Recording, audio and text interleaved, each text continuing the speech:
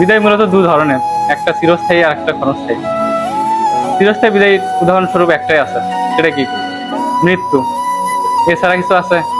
নাই। আর একটা আছে ক্ষণস্থায়ী, যার উদাহরণ আজকেই। এবং আমার টিচার, এখান থেকে আমি আমার ভবিষ্যৎ লাইফে অনেক কিছু শিখছি।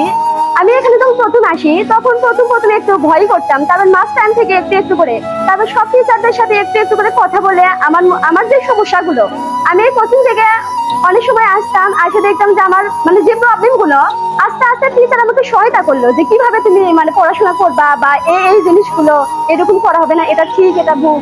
আমার টিচারদের কাছ থেকে আমি অনেক কিছু শিখছি এবং আমাদের যে মন মানসিকতাগুলো অনেক কিছু পরিবর্তন হয়েছে। এখান থেকে শুধু দায়িত্ববোধ বা কোনো কিছু না, একটা ভালো মানুষ হয়ে বা দায়িত্ববোধ, একটা সাফল্য হিসেবে একটা মানুষ হয়ে গড়ে ওঠার মন মানসিকতা শিখতে আমার টিচারদের কাছে আমি অনুগত।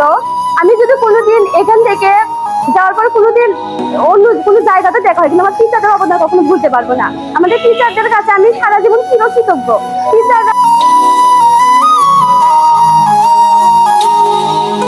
যে যারা যারা পরিশ্রম করে প্রিপারেশন গুলো সুন্দর করে গুছিয়ে নিছে তারা ভালো রেজাল্ট করবে, এটাই নিয়ম, এটাই সে প্রাপ্য। আর যারা গুছাই নাই, ঠিকঠাক মতো পড়ে নাই, তাদের একটু খারাপ হবে, এটাও সত্য, ঠিক আছে না? না, এসএসসি পরীক্ষা দিবা, পরীক্ষার পরবর্তীতে যে কোনো ধরনের সাহায্য সহযোগিতা, পড়াশোনা, যে কোনো কিছুতে আমাদের শিক্ষকগণকে যদি মনে করো আমরা এক পায়ে খাড়া আছি তোমাদেরকে সেটা দেওয়ার জন্য, তোমাদের ভর্তি হতে তোমাদের সাপোর্ট লাগবে, আমরা আছি। স্যার কিভাবে অ্যাপ্লাই করব, আমরা সাপোর্ট করব। তারপরে স্যার আমাদের পরীক্ষার মধ্যে তোমাদের কারো কোনো বিষয় সমস্যা আছে, তোমরা আমাকে বলবো, আমি টিচারদের মাধ্যমে তোমাদেরকে সেটা সমাধান করে দিব। আগামীকাল একটা পরীক্ষা আছে, আজকে কিছু বুঝতে পারছো না, তুমি আমাকে ফোন করো, মেসেঞ্জারে মেসেজ করো, হোয়াটসঅ্যাপ, ইমো, যেটাতে করো, আমি আছি।